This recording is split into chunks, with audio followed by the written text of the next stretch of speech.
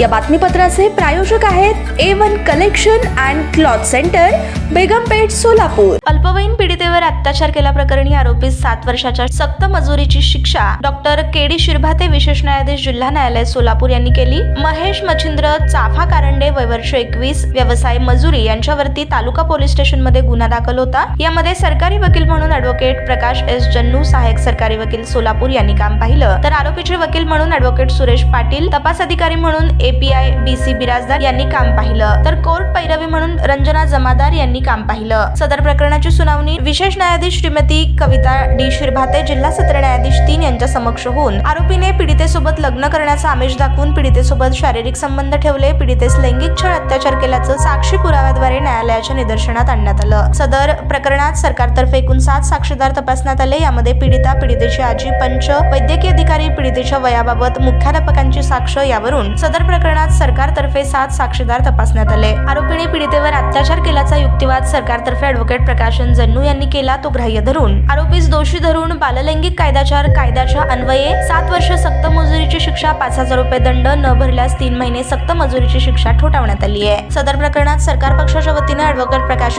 जन्नू तर आरोपीच्या वतीनं ॲडव्होकेट सुरेश पाटील यांनी काम पाहिलं। ताज्या बातम्या पाहण्यासाठी प्राईम महाराष्ट्र न्यूज चॅनलला सबस्क्राईब करा।